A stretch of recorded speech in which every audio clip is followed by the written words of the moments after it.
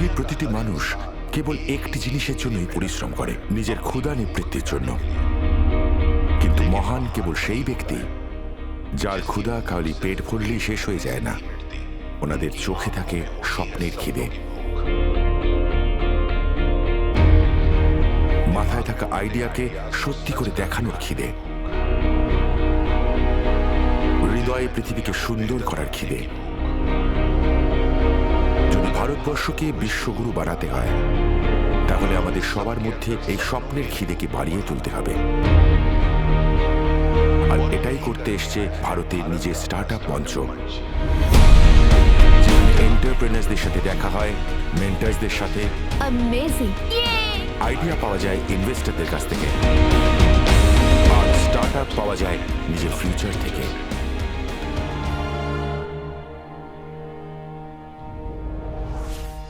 নমস্কার ভারত, স্বাগত জানাই আপনাদের আইডিয়াজ, ইনোভেশন আর এন্টারপ্রেনারশিপের এই মহাকুম্ভতে, যার নাম হলো আইডিয়াবাজ। আইডিয়া আপনার, টাকা আমাদের।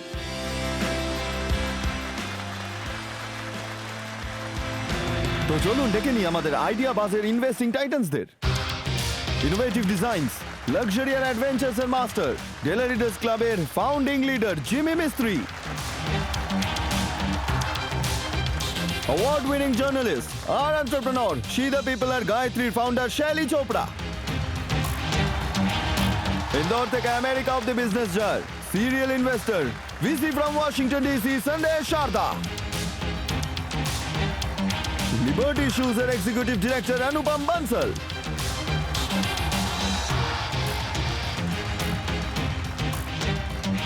তো টাইটান্স, আপনারা প্রস্তুত আমাদের প্রথম আইডিয়া বাসের জন্য? 7ই মে 2025 আমাদের দেশে হওয়া আক্রমণের একটা পাল্টা জবাব দেওয়ার জন্য আমাদের সৈনিকরা শুরু করেছিল অপারেশন সিন্ধু, যেখানে সাহসিকতা এবং মনোবল ছাড়াও আমাদের সেনা মিসাইল এবং ড্রোন দিয়ে শত্রুদের আঘাত করে। টেকনোলজির এই ব্যবহারের জন্য পুরো পৃথিবী আমাদের অপারেশন সিন্ধুরকে সাউথ এশিয়ার সর্বপ্রথম ড্রোন যুদ্ধ হিসেবেও জানে। কিন্তু হয়তো এই জিনিসটা কেউ লক্ষ্য করেনি যে এই যুদ্ধে কিছু যোগদান ইনোভেশন ওয়ারিয়ার্সদেরও আছে, যারা দিনরাত রিসার্চ করে ড্রোনস আর মিসাইলসকে চলার উপযুক্ত করে। আজ ভারতের ডিফেন্স সেক্টরকে আত্মনির্ভর বানানোর স্বপ্ন নিয়ে আইডিয়াবাজের মঞ্চে আসছে দুজন ইনোভেশন ওয়ারিয়ার্স, ভুবনেশ্বরের অপূর্ব আর সম্বলপুরের রৌনক আগরওয়াল।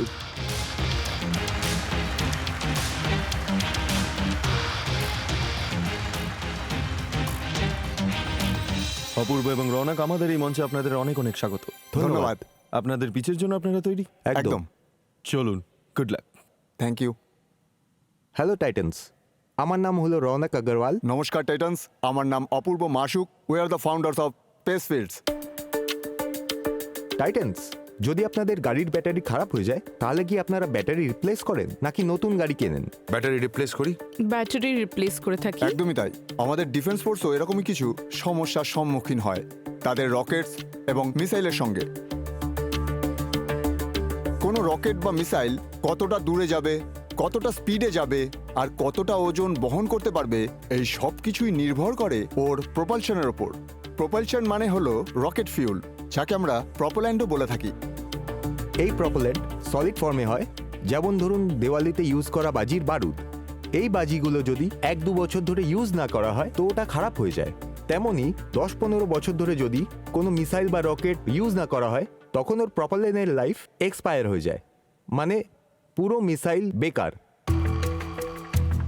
যখন বহু বছর আগে কেনা ফরেন ইম্পোর্টেড ডিফেন্স ইনভেন্টরির প্রপোল্যান্টটা এক্সপায়ার করে যায়, তখন দেশের কোটি কোটি টাকা নষ্ট হয়ে যায়।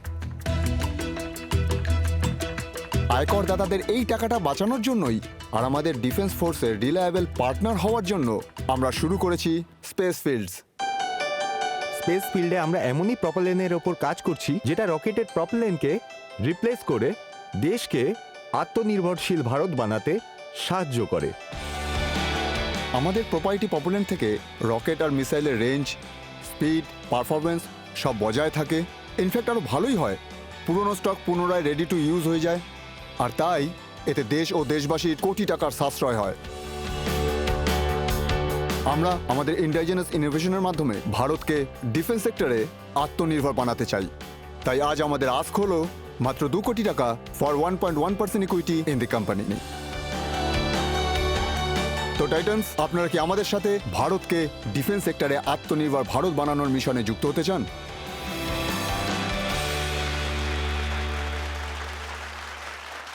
আপনারা এই আইডিয়াটা কোথা থেকে পেলেন? এটা শুরু করলেন কিভাবে? আমরা 2015 সালে জয়েন করি ডিফারেন্ট ইঞ্জিনিয়ারিং স্ট্রিমে। আমি সিভিল ইঞ্জিনিয়ার, রৌনক আইটিতে ছিল, আর সুদর্শন যে থার্ড কো ফাউন্ডার ও মেকানিক্যালে ছিল। 2016 সালে যখন আমরা সেকেন্ড ইয়ারে ছিলাম, আমাদের কিছু interesting problem statement Hirakud dam থেকে পেয়েছি। Hirakud dam is the world's longest dam on the river Mahanadi. ওনারা আমাদের একটা প্রবলেম স্টেটমেন্ট দেন যে ড্যামের ক্যাচমেন্ট এরিয়া আর রিজার্ভয়ারে সার্ভে করতে হবে, যাতে সেডিমেন্টেশন আর সিল্টেশনকে পরিমাপ করা যায়। তাই আমরা কয়েকজন লাইক মাইন্ডেড স্টুডেন্টস একত্র হই অ্যান্ড আমরা ব্রেন স্টর্মিং শুরু করি।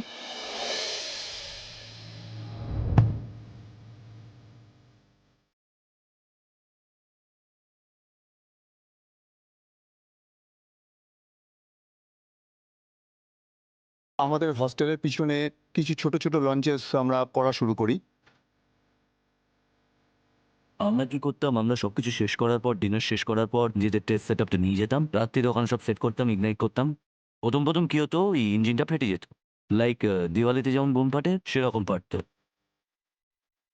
আমরা রেডি থাকতাম, যদি ফাটে তাহলে সবাই একসাথে দৌড়তাম, না ফাটলে শুধু একটু সাউন্ড এলে তো আমরা আরামসে বসে ঠিক করতাম কি ডেটা আছে কি নেই। কলেজে 1000টা স্টুডেন্ট ছিল, ওখানে 980 জন ছেলে আমাদের নিয়ে মজা করতো। আরে তোমাদের রকেটটা উড়লো কি উড়লো না, কতবার উড়েছে? ওই 1 বছর গ্যাপের মধ্যে আমরা অনেকবারই ফেল করেছি।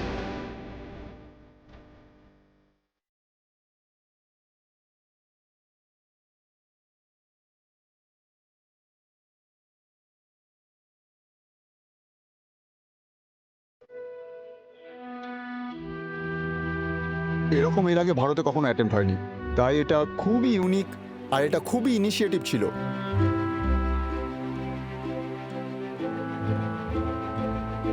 22 আগস্ট 2017 আমার ভালোভাবেই মনে আছে যে that was the first rocket we successfully flew. It's went up to 1 kilometre and that was the beautiful, যাকে বলে বিস্ময়কর মুহূর্ত।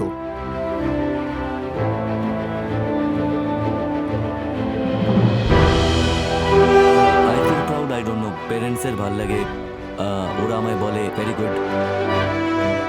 আমরা একটা ছোট্ট টাউন থেকে এসেছি আর আমরা আশা করি যে আমরা চাঁদ অব্দি যেতে পারবো। আসলে কথাটা হলো যে আমরা যদি করতে পারি তো যে কেউ ছোট গ্রাম থেকে এসে কিংবা ছোট শহর থেকে এসে করতে পারে।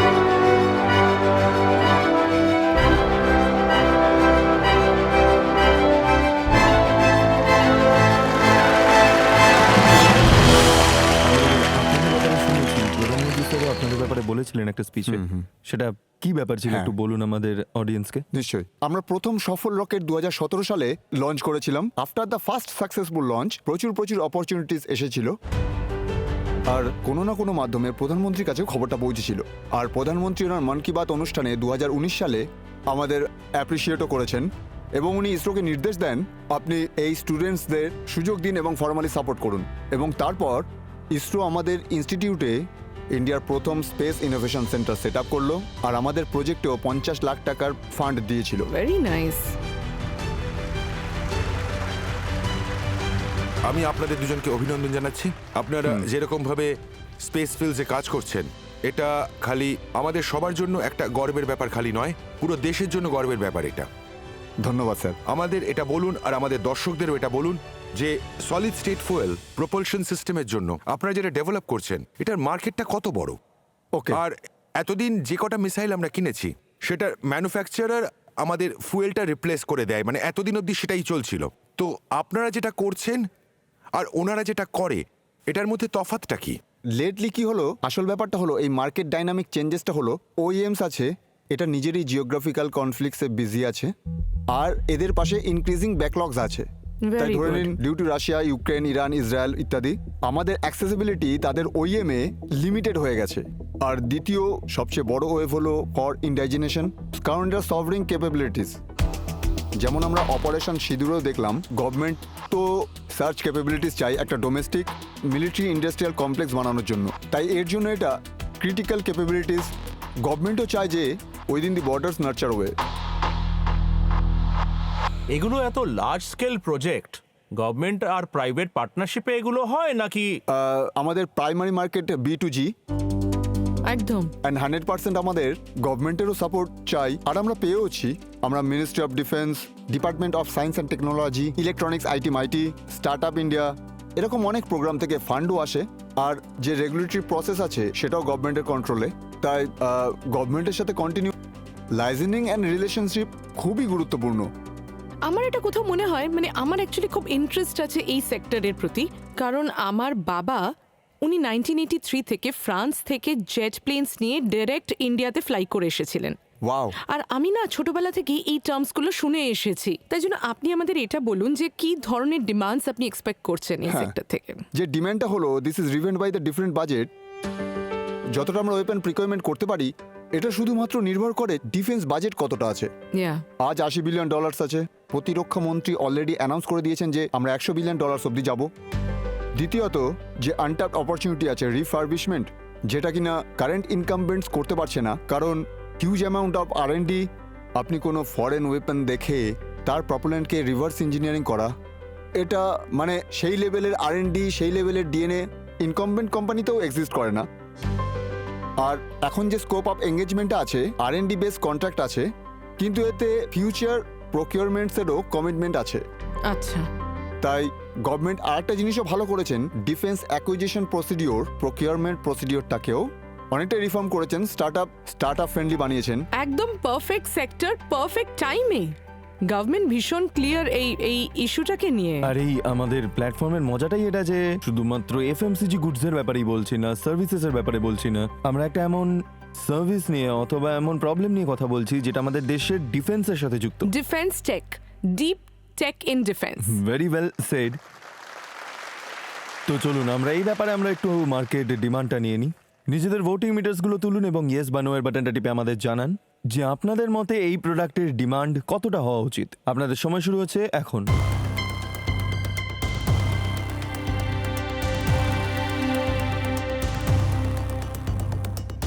ইন্টারেস্টিং।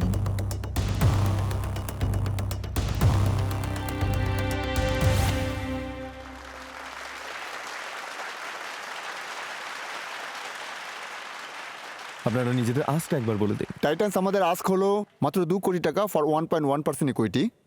অনগোয়িং রাউন্ড, এটা প্রি সিরিজ রাউন্ড, যার মধ্যে 40 থেকে 45 কোটি রেস করছি, most of that already committed. Okay. এই ফান্ডটা তোলার পর আপনারা কি পজিশনে থাকবেন in terms of your capital requirement? এটা পরবর্তী 2.5 বছরের plan. Actually the proceeds of the fund primarily 60 to 70% is going to be used for capex, and remaining is continuing some of the R&D and team cost. তো আমাকে একটু প্রফিটেবিলিটির উপর একটু explain করবেন? হ্যাঁ স্যার, এখনো তো আমরা প্রফিটেবল নই, কারণ আমাদের continuous problem. R&D expenses and typical sell and break even and BOM cost. Generally আমাদের যে কগস আছে, cost of goods, at a certain scale 40 to 45%, আর তারপরে ম্যান পাওয়ার আর অন্যান্য খরচ সব করে বিক্রি হয় এস্টিমেটেড 30%, আর পার্ট উইল বি প্রবাবলি 15%। তো ইন্ডিয়া ডিফেন্স সেক্টরকে আত্মনির্ভর করে তোলার জন্য এই আইডিয়াতে আপনারা ইনভেস্ট করে হাত মেলাতে চাইবেন কিনা? আমার হিসেবে সব কিছুই ঠিক আছে, কিন্তু there are lot of ifs and buts. আমার ইফস অ্যান্ড বাটসে DIL আছে, আমার ইফস অ্যান্ড বাটসে গভর্নমেন্টের পেমেন্ট আছে, আর আমি আমার অনেক বন্ধুকে যারা এই সেক্টরে কাজ করেছে এই কারণে ওদের ফেল হতে দেখেছি, কারণ ওদের টাকা ঠিক সময়ে আসেনি। তাই এই কারণে আমি আজ আপনার সঙ্গে ডিল করতে পারবো না। আমি স্পেস ফিল্ডকে একদমই বুঝি না, আর গভর্নমেন্ট রিলেশনশিপের ব্যাপারে একদমই বুঝি না, তো এই জন্য আমি আপনাদের সাথে ইনভেস্ট করতে পারবো না। Thank you sir. Thank you so much. Thank you very much. Jimmy আপনি? আমি 50 লক্ষ টাকা ইনভেস্ট করার জন্য রেডি আছি। এনাদের 42 crore ফান্ডিং কনফার্ম হয়ে গেছে। 2 কোটির যে শর্টফল আছে, আমি 50 লাখ করব উইথ দ্য সেম ভ্যালুয়েশন।